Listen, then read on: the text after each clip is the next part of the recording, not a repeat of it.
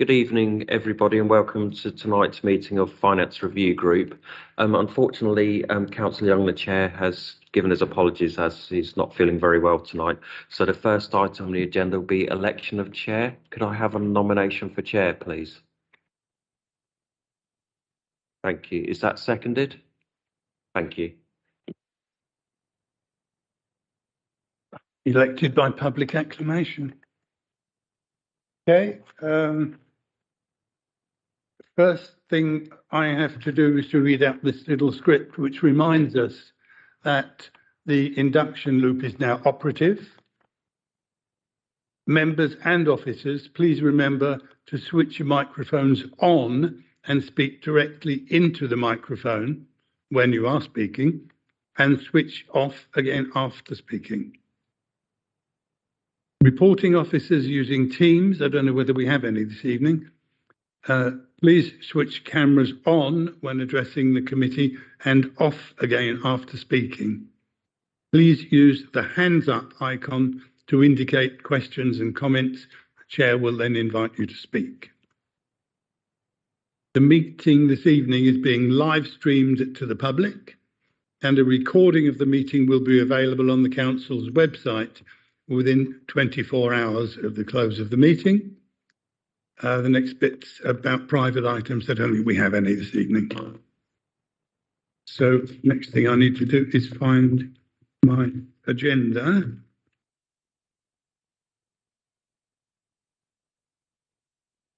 Are there any apologies? Yes, Chair. Apologies from Councillor Young and also Councillor Masood. And Alan Skeppelhorn, please. Thank you, Chair. Minutes. Have we got any minutes to sign? Yes, we have. Minutes of the 10th of January meeting. Are you content for me to sign them? Okay, I'll do that afterwards. Thank you. Section 106. No declarations of interest have been received as far as I know. We don't have any urgent business or references from other bodies. So on to agenda item 8. Finance updates and oral report from Dev, I believe. Sorry, Chair. We've had a request that we bring item 13, the Integrated Transport Highways Maintenance Work Programme, forward, if you're amenable to that. Quite happy. Nobody's got any problem with that, have they? No. Okay, off we go then. Item 13, page 116.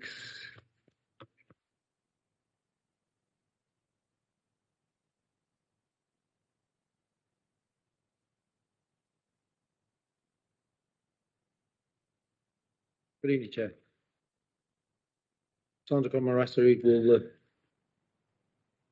go through the report with you.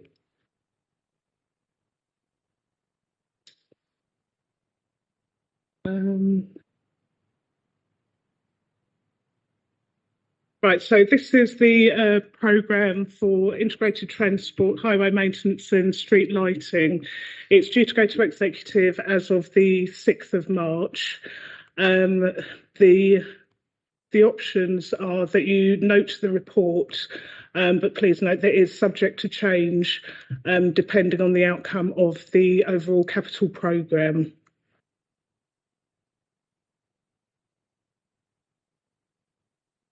Okay, thank you for that. The schedules are all there. Any questions?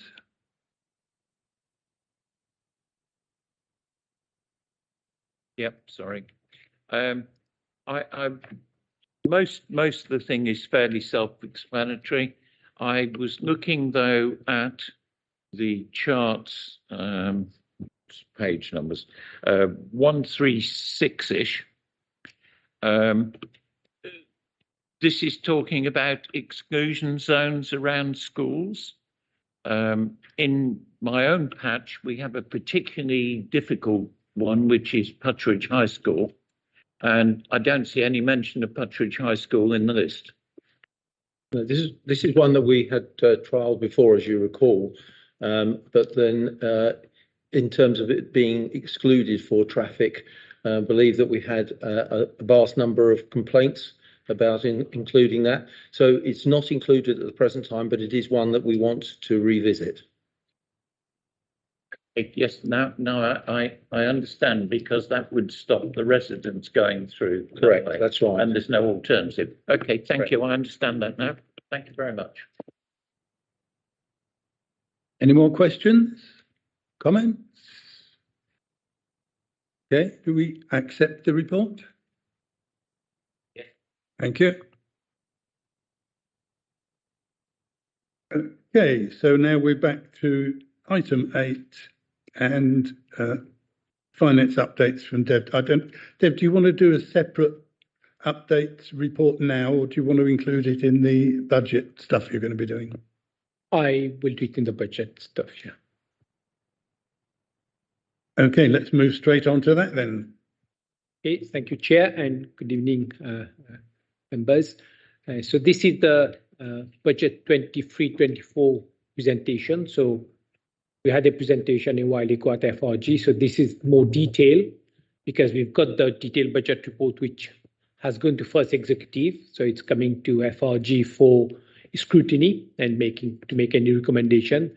And it's going back to the second executive, I think it's 9th of February, and then it goes to full council on 20th of February, I think. Yeah. So that's where it will be approved. So this is still part of the process of consultation and scrutiny. So it's a quite comprehensive presentation, which I finalized just late afternoon. So you've got a hard copy. So if anything, I'm quite happy to go through in detail. But this presentation will cover the revenue budget, the capital budget, the schools, HRA, which Colin is here. So we've got the capital program, and so I'll try to cover the whole thing in one slide. A slide deck which ran into 31 pages. I don't intend to go in each individual slide, but for completeness, you've got a copy. So that hopefully will cover everything. But if you've got anything specific, I can pose. But if you are quite right, because you're scrutinizing the budget report, so if you've got some specific question in the budget report itself, quite happy to go through. Yeah. But here, hopefully I will capture all the essence, what is in the budget report. So it's a comprehensive set of slides here.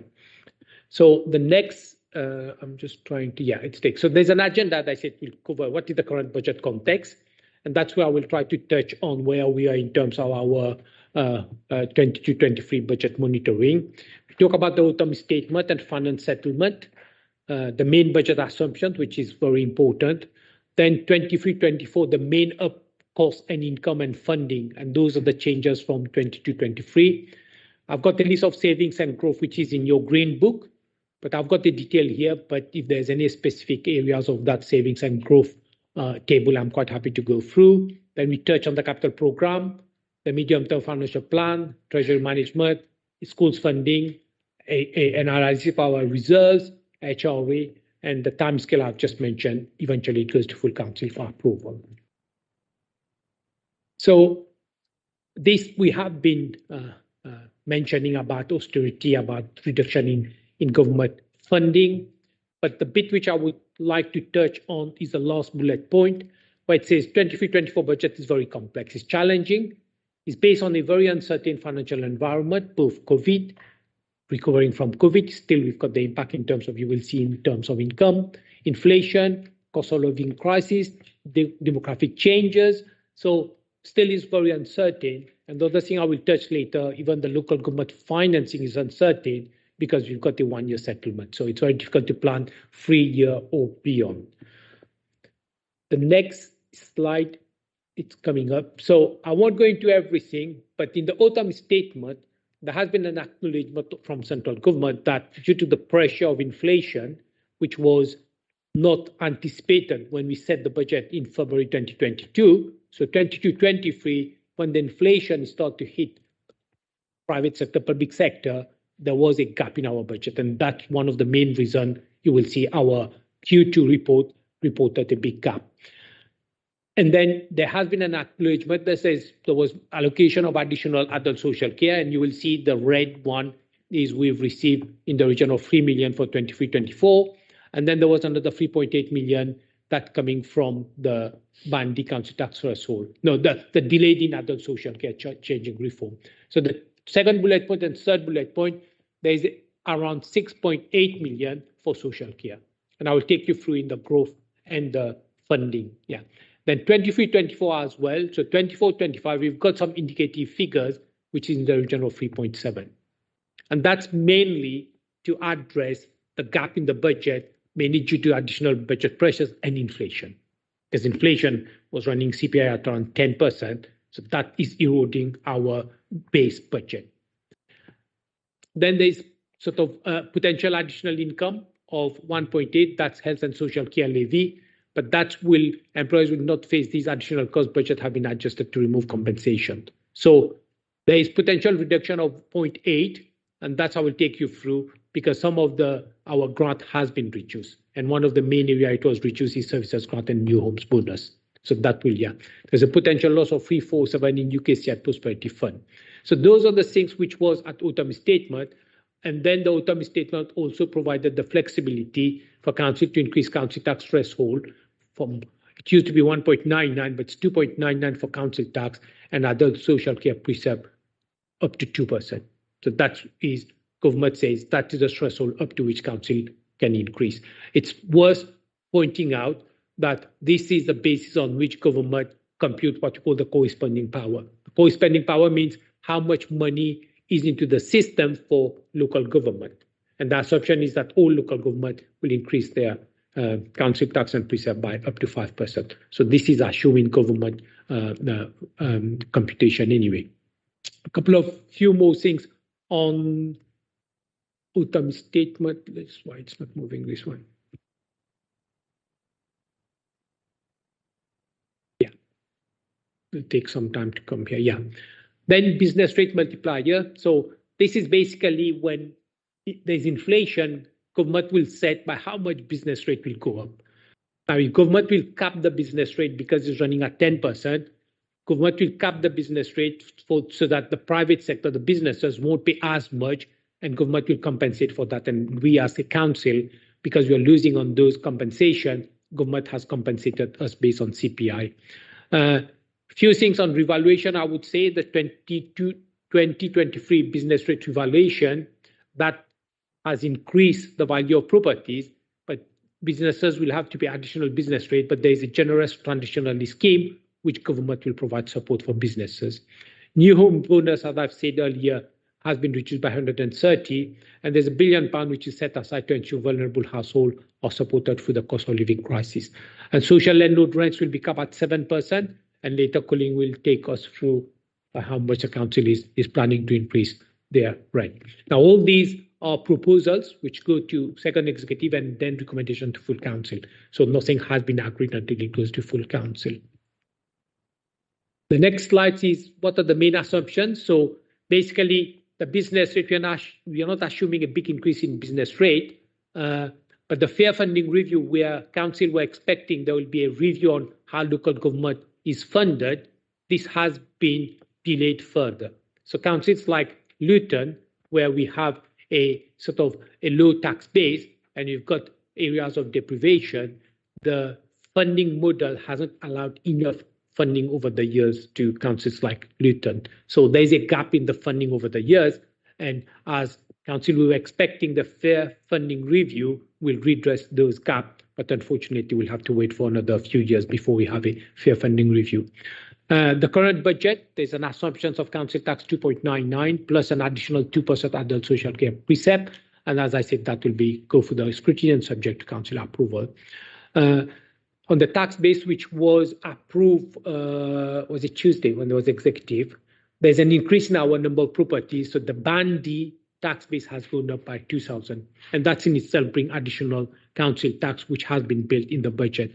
However, to take into account the impact of COVID and the sort of potential looming recession, we've acknowledged that there might be a reduction in collection rate. So the collection rate for 22-23 was 96%. We're assuming the collection might go down to 95%. The services grant, new home bonus grant, and local lower tier services grant, these has been a reduction of 2 million. So that's in the final settlement compared to what we receive in 22-23. So some, like the social care grant has gone up by 6.8, but there has been certain grants which has been reduced. And those you will see in the slides, the detailed slides. pay award has now been revised by 6% for 22-23, and then 6% as a central case for 23-24. So we may have to review based on affordability because we don't know what negotiation will take place. But for the timing, 6% has been agreed, but the 23-24, we just made a provision at this stage.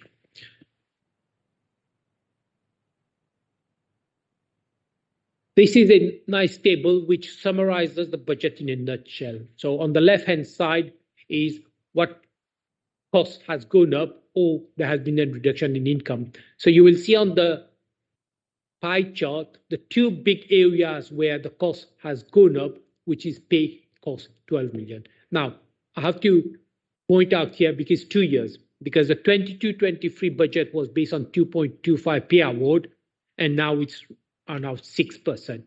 And for 23-24, 6%. So in itself is 12%, and roughly 1% is £1 million. So the pay award is 12 million. And then price inflation, that at the same time, it takes account 22-23 and 23-24 in the region of 10.5 million. So those are the two big areas. Then on the left-hand side, coming from the top, you've got demand-led increases, 1.7. There is a grant reduction. I've just mentioned the 2 million, which is a reduction of government grant. There has been a slight increase in debt and capital charges, which is to do with debt servicing. And there's one-off provision for budget pressures, which is around 7 million. I will take you through that in the detailed papers. How this gets funded, and that comes in the region of, I think, around, if you add all these, around 37 million. On the right-hand side is how the whole budget gets funded.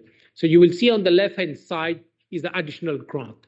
And that is the one which I've mentioned about adult social care. And then we get other grant, something to do with business rate, we call Section 31 grant. That comes up to 12 million. And then there's a release of reserve and contingency of 7.4. And that's to acknowledge that some of the pressures those are one-off. So there is a release in the 23-24, and those were included in 22-23 budget. We've got the savings of 2.4, and we've got the detailed list. There's a increase in return on investment. That's mainly coming from LAL, and that's 3.6 million. So I'm coming from top on the right-hand side. Then there's a reduction in LGPS pension contribution of around 5 million. And that is basically when we do a free evaluation for the pension, normally it goes up, but because of the way the market, the gilt is the way when we borrow from central government. So the gilt rate has gone up. When the gilt rate goes up, it has a beneficial impact on the pension fund. And when the pension fund has a beneficial impact, the deficit recovery gets sort of smaller. So that's why we can release 5 million in terms of reduction in HPS pension contribution. And then you've got changes to council tax. And this is not only the increase in council tax and precept, but the upside from the increase in tax base, which was significant around 2,000. So that's around 7 million. So that's in a nutshell, you've got everything here as far as the budget is concerned. So the next slide talks about the savings proposal. So you've got it in the report, you've got it in the green book, and you will see the total savings for 23-24 is 1.7 million. And then we've got review of sales fees and charges, which is around 800, and that has gone to the executive and has got approval. So the total additional efficiency savings comes plus fees and charges come to 2.4 million. Now, all these are efficiency savings, so we don't expect any impact on reduction on headcount. So that you will see in the green book on the right-hand side. We don't anticipate any reduction in headcount. The next slide talks about the growth, and that's where we've got the major growth pressures. And I've already summarized in the pie chart. The two biggest areas are inflation and pay award. Yeah, but here you've got the detail. Quite happy to go in the detail, but you will see inflation and employee costs is here, and then demographic pressures. I've also mentioned about where the adult social care funding from central government. So we'll see there's adult social care council tax precept 2.2 and 6.8 is government funding. So that brings us to roughly the 9.2 million. So when you take the total sort of growth less the savings, there's a gap of 12 million, and that's where it gets funded through additional increase in council tax, etc. Next is about capital program. So overall, over the next 5 years, I will have got a nice chart to say where the big numbers are. But this is just a high-level summary, 700 million. Here we're talking about including investment in our subsidiary companies, investment in like the regeneration project, the stage HRA.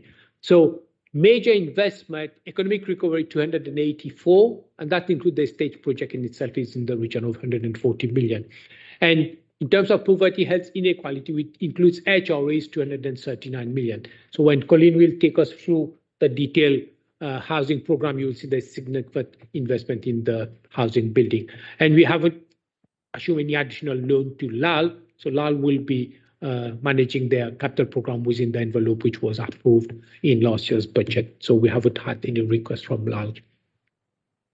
The next bit talks about, so this is a bit you will see in 23-24, where the department, the biggest one you will see is inclusive economy.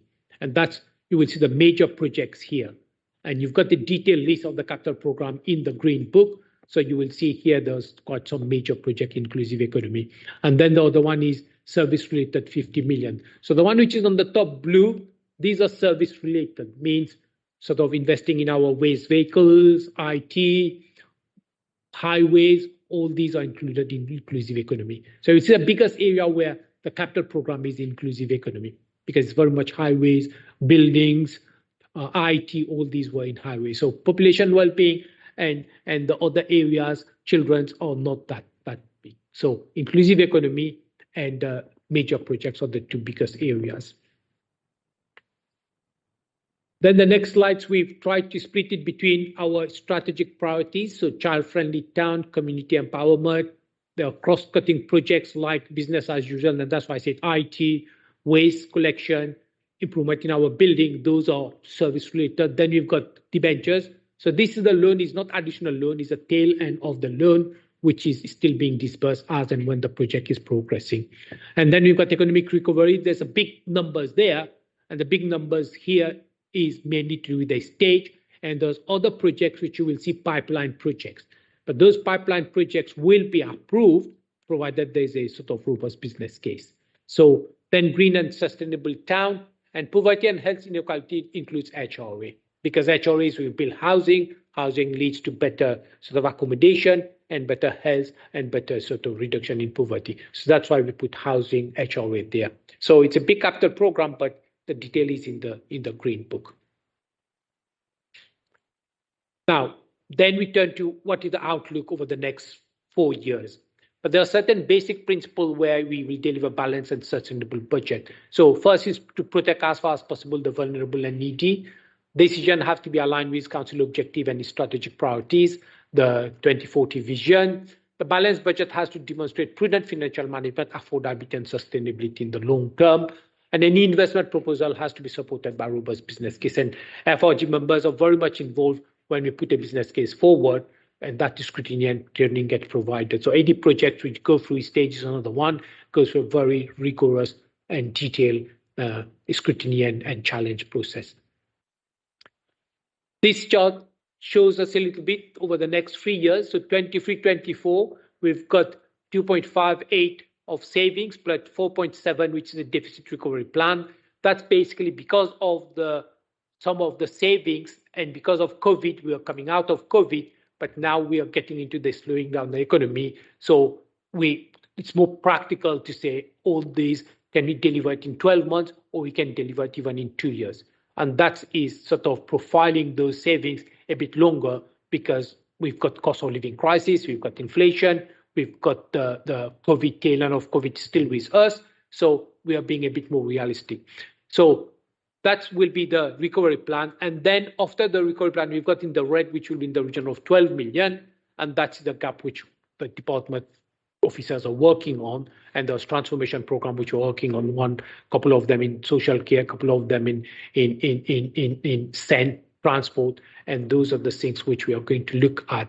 And then IT is one of the big transformation program in terms of IT-enabled transformation. So this will be working the next sort of 6 months to come up with a program how we are going to have balance our budget going forward. The next slide is about treasury. So anything which we have as part of the capital program, there is a significant amount of the capital program is funded through borrowing. So we have to make sure our treasury management strategy reflects on the capital program and how we are going to borrow short-term, long-term. So there is investment for Airport 93, but that is not new investment, is the debentures, which we're spending in 22-23 and 23-24, the bulk of those. Vauxhall Home, we've got 5 million. The total borrowing is estimated, as we've mentioned, around 700, but that includes the estate and the housing, HRA and everything. And overall gross interest payment is expected to increase from 21 million from 14, and the gross investment on LAL as well is estimated to increase by 4 million. And that's why I explained in the budget there's 4 million of upside in the interest from our subsidiary companies.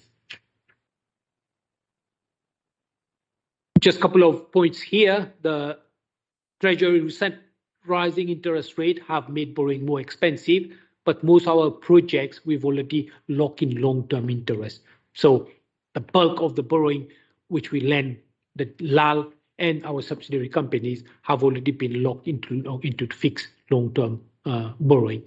The external borrowing and forward interest rate. So we have to start to look at whether we are going to lock our borrowing now, or we have to try to see whether the interest rate is stabilized a little bit further before we look into further long-term borrowing. So that's part of the treasury. We have to say whether we do 6 months short-term, and then when the rate becomes a bit more sort of stabilized and then more realistic than we might. But that is a judgment which we have to take, and based on that advice, we get our treasury advisors.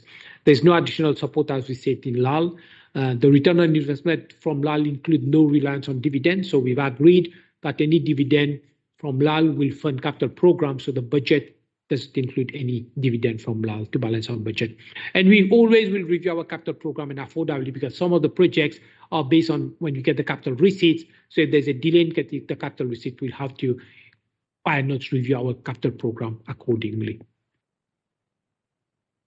This is a couple of things about ratio of financing cost. So this shows how much is our interest cost, which is the blue, and how much is our interest we're receiving, which is the one which is brown. So the interest received, which is 21 million, is the net after paying the interest on debentures. So this is the positive, and the one on the top is the interest which you're paying. So the main reason for that interest, 7.58% as a percentage of net revenue expenditure to go up, is reflects our capital program. The capital program, which is service related, so investment in things like our buildings, investment in our waste vehicles, investment in our IT.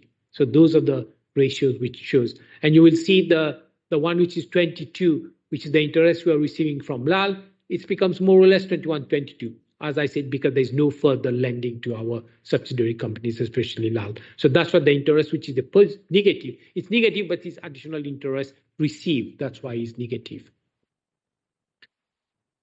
That shows a bit our level of borrowing. So you will see the other long-term liabilities, and then there's an element which is under over borrowing. So we always under borrow, and the under borrowing means that's what we used to say, which is sort of internal borrowing. So we do internal borrowing because if you got a level of cash flow and you've got a level of reserves, rather than those reserves sitting in our bank, we try not to borrow and make savings. So that generates quite a significant saving for the council when we try to manage our cash flow and do internal borrowing, and not to borrow up to the maximum limit which potentially we can borrow.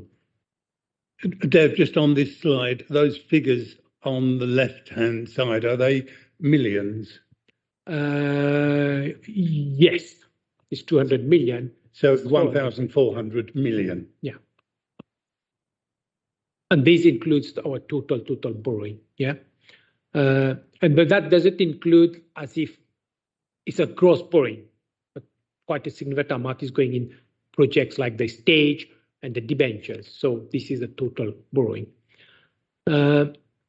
Then schools is very important because the school is part of the council budget in terms of we are responsible for if some schools get into like high needs block, get into some financial difficulties, then the council is responsible to make sure they are financially sustainable.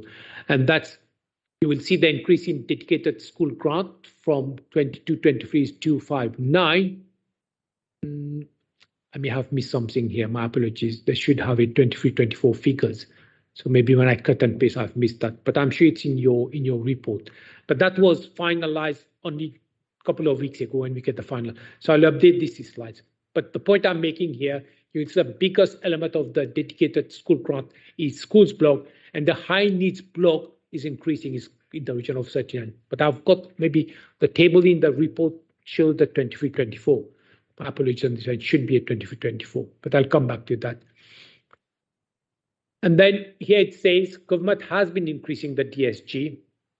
And as I've mentioned, we are responsible to make sure the schools, if they get into financial difficulties, we've got the deficit recovery plan, but only 4 schools were in deficit. But projection is that maybe by the end of financial year, more schools would have come out of deficit. So working with the schools so that they are financially sustainable as well. And despite enormous pressures in high needs block, we have accumulated some surplus. So at least it's the high needs block is still looking quite sort of resilient. But some councils are facing quite significant gap in the high needs block. So then just a couple of slides on reserves. So our reserves compared to our neighboring authorities. I tried to update these for 21-22, but for some reason there was some figures missing. So I couldn't get that table, but I will try to update that. But when you compare with our neighboring authorities, our reserves are not that high, is below the average. And then if we look at the council has got quite some sort of big investment projects and like the stage and the investment in the airport. So compared to those commercial activities, I would rather our reserves be above the average. So we try not to use reserves, and you will see in 22, 23 and 24, 24, we're not using reserves to balance our budget. So when we get some one-off funding, we increase those reserves. But the next slide also show among all English unitary. So we are just below, and I think that 21, 22 will be coming close to the average. So we have put some additional one-off in order to. So when we have to draw down, like if there's pressures on the services and like cost of living crisis, we might have to draw down on reserves, but the budget does not show any use of reserves. So some of the council has got significant reserves, some of the council has got very low reserves, and every council has got its own challenges. But I think our reserves is close to that average, which is okay. HRA, so I will hand over to Colleen. So we've got a couple of slides on HRA, and then we'll go through the detailed report as members with any questions. Thank you, Dev. Good evening, councillors. This is just around the housing revenue account, which is the housing's account, or the tenants account, as it's sometimes called. Every year, government basically suggests how much we can raise tenants' rents by. And as you know, we've been going through a cost of living crisis. Inflation has been quite high, and they generally speaking base that suggestion on inflation from the previous year. And previous year, inflation was 10.1%. So the government was faced with a difficulty. Should it suggest a 10.1% increase? Anyway, it suggested a ceiling of 7%. And we have been consulting with tenants, with the lead portfolio holder, and we are proposing a 5% rent increase, and that's been discussed with our tenants board. So that went to executive last week. It's going to executive on the 9th of February, and then it will go to full council. So just for next year, the estimates around income will be around 43 million, if tenants pay their rent, of course, 43 million, and the expenditure is going to be around 41 million, which essentially is the repairs and maintenance and paying for staff and other things. And that will result in a nearly 2 million surplus. And that surplus doesn't just go into our reserves, it goes into the capital programme to do all sorts of wonderful things, which we're going to talk about in a second. So, Dave, if you don't mind pushing over. And this essentially is our capital programme. It's a 5-year capital programme, but I'm just going to talk about next year. And that next year it results in about 36 million. We've got 2 million plus to buy back ex-council properties. People are buying council properties at a fair rate. I think we've sold around 70 so far this year. We've had about 80 odd applications for right to buy. 70 have been sold. So that's that fund, that 2 million plus, is to buy back some of the council properties, because when ex-tenants are going to sell their properties, they've got to give us the first call on those properties, and so we're buying some back. And some of those some of the ones we're buying back are in high-rise blocks, because we're going to have issues around high-rise blocks because of the new legislation coming in. So we felt that if we buy a few of those back, it will help us to manage those blocks better. Nearly 9 million is going into major repairs, including voids works. That's through BTS. 24 million, nearly 25 million is going into new housing development.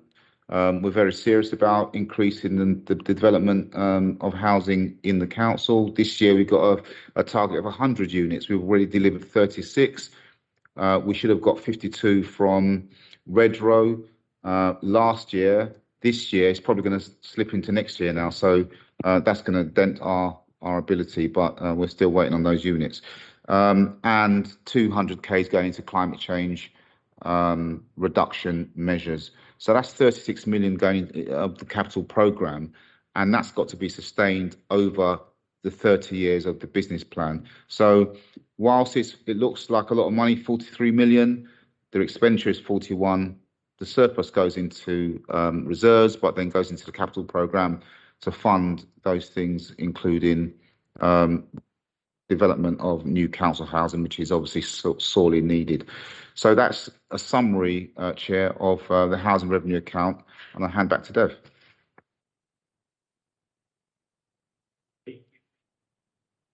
Okay, so if you need me to talk about those, these are the actual projects we're working on at the moment. Buckle Close is on site. That's 37 units. Freeman's Green is about to go on site. That's 15 units.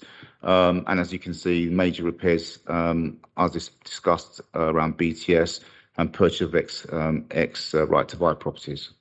Thank you. Okay, so that's the waste finance. I've already mentioned about the major repairs, the general fund balances, but that comes from the surplus. And there is another borrowing 14 to 28 million. Yeah. Okay, so I think that's bring us to the final slide, which is the final FRG draft 20, which is today. So we are going through the scrutiny, and FRG will make any recommendations which they agree on. And then the second final budget is 9th of February. And members are aware that there is a sort of engagement exercise taking place in the Mall and in Quadbury Park. So those consultation, those engagement, feedback from those engagement will be summarized and will form part of the full council budget, which will go to the full council on the 20th of February. And I think that's it. I hope you find it helpful. I know there was a lot of slides, but I think I wanted to cover the whole thing. Then I'm quite happy to take any questions now, Chair. Thank you, Dev and Colin. Questions? Hussain? Yeah. Can I ask you, in terms of the borrowing, in light of the increase in the interest rates and that, is this now, in your financial opinion, we are able to afford to pay these borrowings? Are we, this is not putting an extra pressure on the council's overall budget? Yeah, this is something which, we keep a close eye. So as I said, over the last 12 months, the rate was going up, and then there was a lot of there was the prime minister, there was a new prime minister. So the rate keeps on going up and down, up and down. So we tried to fix quite a lot when the rate was quite good. So most of our fixed rate, we fixed it when the rate were good. And since then, we have been just waiting and for the market to stabilize. So right now, we've got most of the things which fixed, but we're trying to capitalize on our internal borrowing for the time being, rather than going and fixing more fixed rate. But as I've mentioned in the past, significant part of our capital program is already fixed. In the budget, we've already provided for an increase in interest rate, and we're anticipating there might be further increases, but who knows? Yeah, but we've already anticipated in the Treasury that the rate might go even higher. And those servicing of those debt is already built in our capital program. So what you're seeing here is already built in our capital program, in our Treasury, in our revenue budget. So on that basis, yes, the budget is balanced, so we can afford it. Now, going further, what will happen to the interest rate in the next 12 or 18 months, we'll have to keep an eye. But the significant borrowing is done. Now, the element which we have to borrow is for the state project, but that as well, in our business case for the state project, we made sufficient allowance for that increase in interest rate. But the state project might take 2 years or 3 years, but we've built in contingency within an increase in interest rate. But we'll have to keep an eye. You're absolutely right. The point is, interest rate is one of the things, inflation, interest rate are two of the things which even in our personal budget as well, when we're going to remortgage, we'll have to keep an eye. So we'll have to manage that risk, Councillor. In light of the inflation coming down slightly, probably, but the other thing that I want to ask you, which is probably not immediately impact on our budget, is the growth at the airport, which I was looking at. EasyJet is now, the passenger numbers is very close to pre-COVID, and their profit is gone from what they were declaring yesterday on the news, were very close to what, in fact, it was higher than what they had about 3 years ago. So the passenger numbers are increasing faster than anybody in the airline industry even expected. Is that right? So that's very good observation, Councillor. So you're observing all the right things. So yes, and you will see in our budget we've got 4 million more interest coming from LAL, and that's helping to deliver key services. And that's 4 million is as a result of that the borrowing which they're doing, and we're charging them a premium on those borrowing. And the income from the airport, yes, we are going to look at that income, and it will have an upside on their bottom line figure because the passenger are increasing.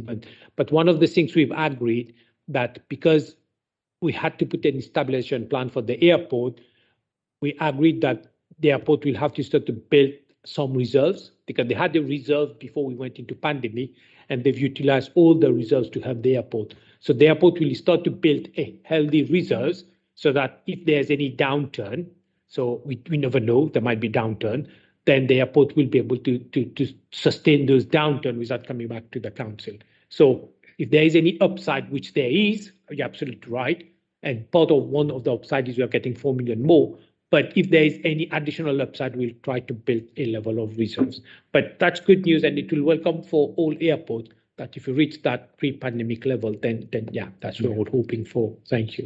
So in terms of the investment on the DART, which somehow to me, maybe I was one of those bit hesitant ones, seems to be justified now because the numbers, if it is, when it becomes operational, it will be able to take care of the investment that we have made over the 30 years from what it looks now. Obviously, one can't tell, what happened. I mean, COVID was not expected, but it did happen.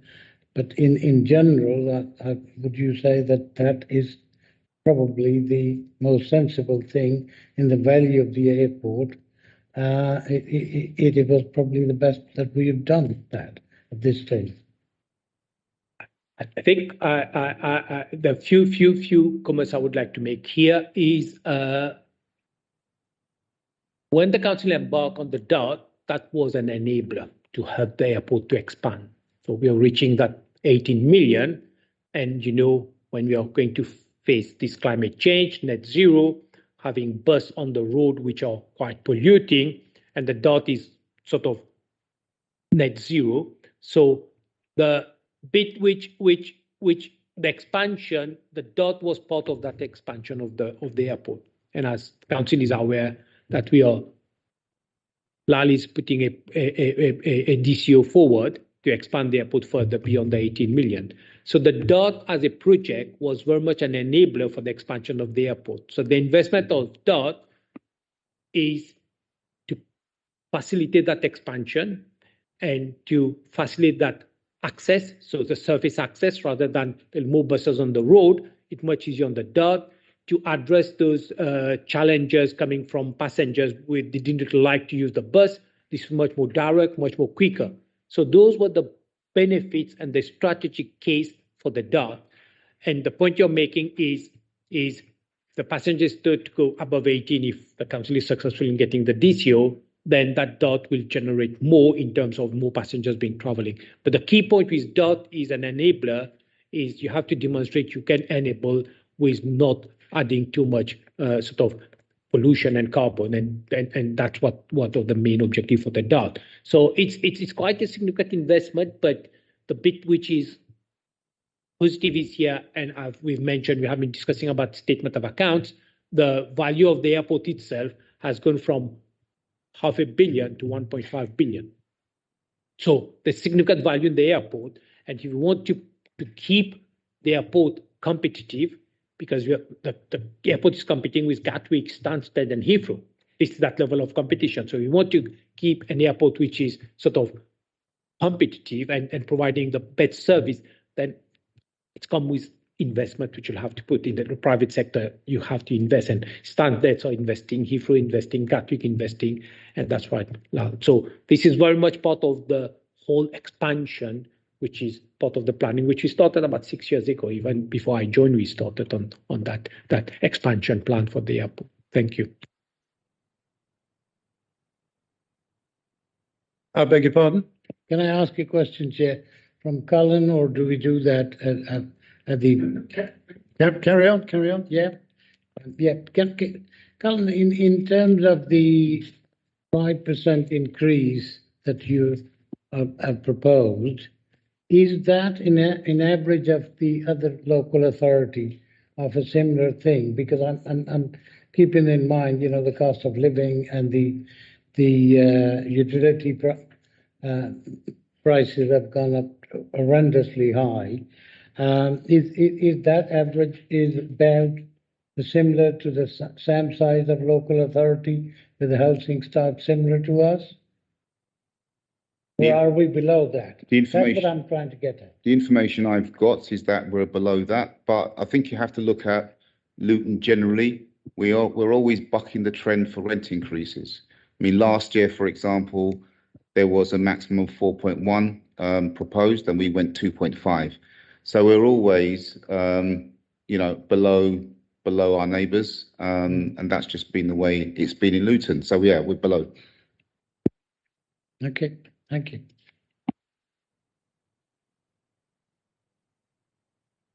Yeah, thank you, Chair. My question is to the Carlin about expenditure. Expenditure seems to be 41 million pounds, and income is very narrow gap. Any business cannot be run on this model. Is there anything that we're doing, maybe a detailed review of our expenditure, what way we are lacking, maybe our buildings are too old, or we got too many staff, that's my second question is, the temporary accommodation and these hostel things, they're costing us sometime, I understand sometimes we have to pay £500 a night in the hotels to accommodate people temporarily. Is there any way we can look into buy these kind of, or build our own hostels and accommodations that can facilitate on emergency basis requirement for our resident that cost us, such as the £500 a night. If we accommodate one family, there are 4 or 5 members,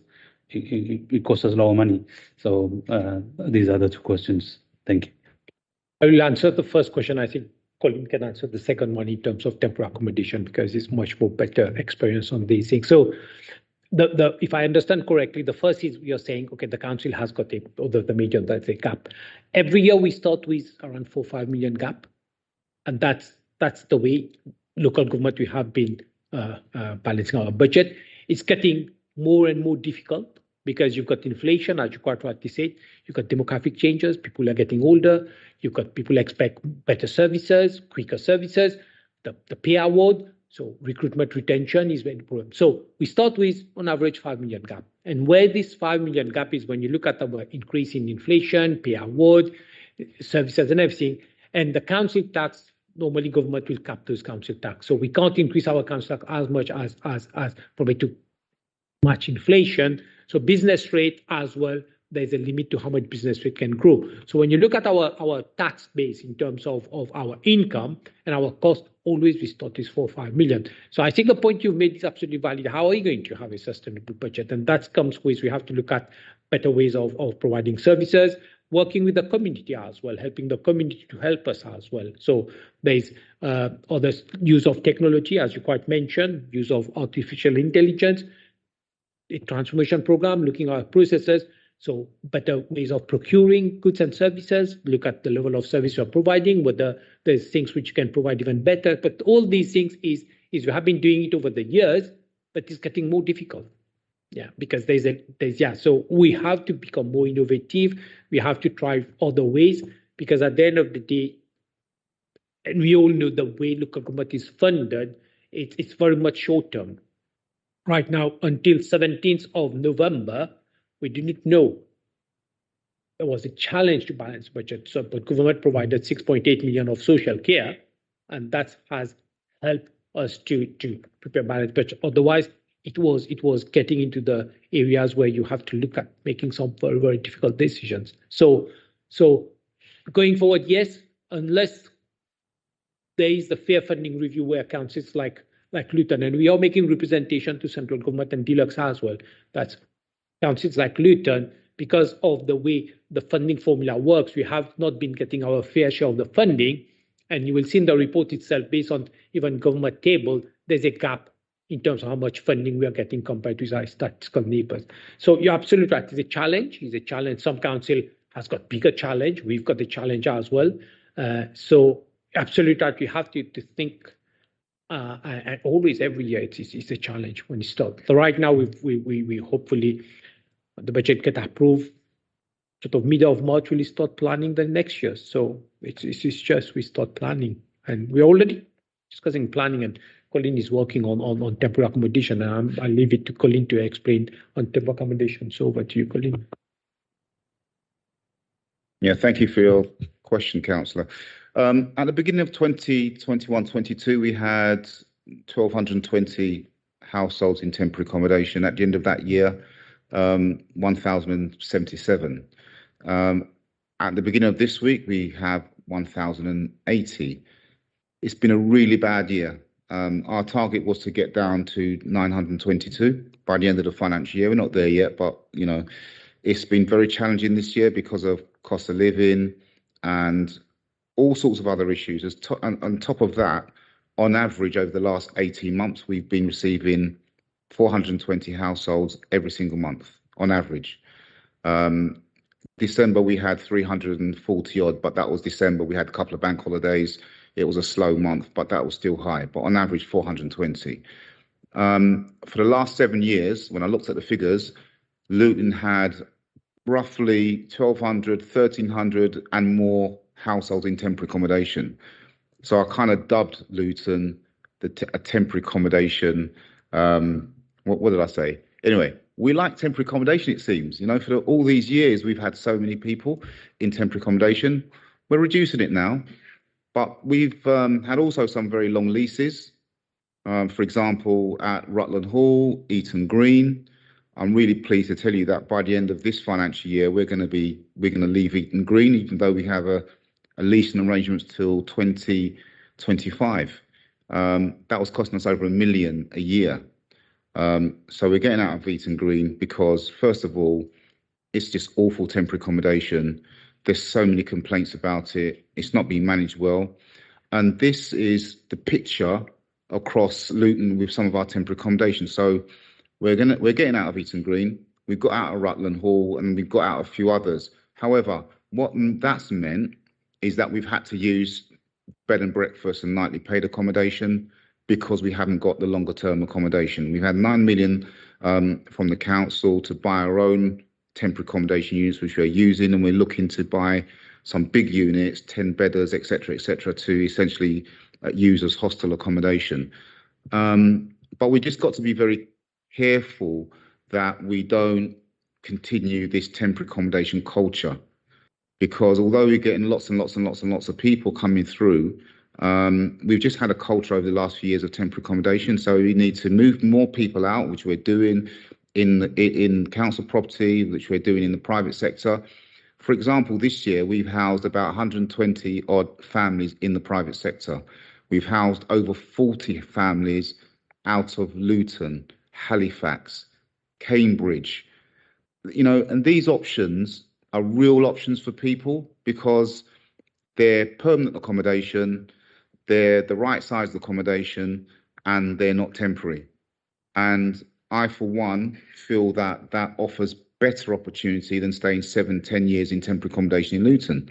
So we're doing all we can to manage the situation, but this has been a really bad year with the cost of living crisis and with so many households coming to live. We are a magnet at the moment for homeless households. And the other reason is because of the private sector. The private sector is 30% of dwellings in Luton, which is far higher than the average across the country. So with private tenancies, people get evicted. We're getting lots and lots of people being evicted at the moment. So that's probably the rollout from COVID. In COVID, we couldn't evict anybody, but now landlords are catching up. We're getting lots and lots of evictions. So that is actually driving homelessness at the moment. Hopefully that will settle down next financial year.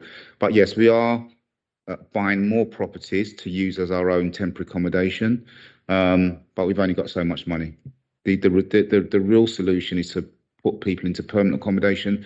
And I say that, if you've come from the private sector, unfortunately, you've got to be prepared to go back into the private sector, because that's where we can actually house much more people. But we've got to make sure the deal's right for landlords. Anybody else? Okay, in that case, just before we wind up, I've just got three questions, please, on the process. First of all, your first slide said this was the final version of the budget. It is subject, of course, to what may happen when it gets to executive on the 9th of February. The second point is there are a number of appendices listed. Now, I don't know whether they're included in the paperwork we've got here because they're impossible to identify. So could I ask, please, that when the final report goes to executive and the one that goes to Budget Council, can Appendix A, Appendix B1, Appendix B2, etc., can they please have a clear, bold heading at the top of the page that that's what they are? Because it really is extremely difficult looking at the papers we've got here this evening. And my final request is some of the slides actually don't make too much sense in black and white. So could we have an email copy, please? Then we can look at them in colour on the screen. Okay, having said all that, thank you very much to Dev and Colin for that presentation. We're moving on then to Treasury Management Strategy on page 62. Hopefully these items won't take as long. Yes, so Chair, the Treasury I've covered on those slides. So if there's any specific questions in the report, I'm quite happy to take those. Questions? No, so it's thank you for the report. Yeah, item 11, sign off the 18-19 accounts. Are we going to get an update on that? So last time I gave an update, Chair, which was quite based on the discussion we had with EY.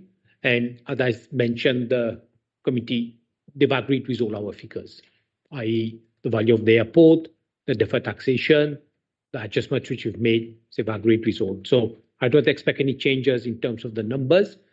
And once they've agreed, we've updated our accounts because we didn't want to update and keep updating. So we've already sent a copy to EY. And now we expect a feedback from EY, but as we are concerned now, we've cleared everything. So glad to mention that the numbers are correct, i.e. they've passed through their State Department. They look at the valuation and everything, and the figures which we've presented won't change. So in terms of the update, we've asked EY to, because they go through a process of quality assurance and everything. So the final bit they're going to do. So they're bringing an updated report. I've mentioned the chair of audit committee, the final report on 1819. So, but I'm glad to say, okay, the numbers are. So hopefully fingers crossed now. So yeah, we'll get the feedback from them on the March, and the plan is to get it signed by mid of March. Yeah. Thank you. HRA, I guess we've covered that in your presentation. Anybody got any particular points they want to raise there? Thank you. Work programme then. It's in the papers in front of you. Everybody happy with it? Does anybody want to add anything or take anything away? Matt, got something to say to us? Thank you, Chair. Can I, the next meeting is scheduled for the 2nd of March, but can I just remind members that we have an additional one-item agenda on the 28th of March as well. So just make sure that's in your diaries. Thank you. Everybody happy? Thank you very much. That's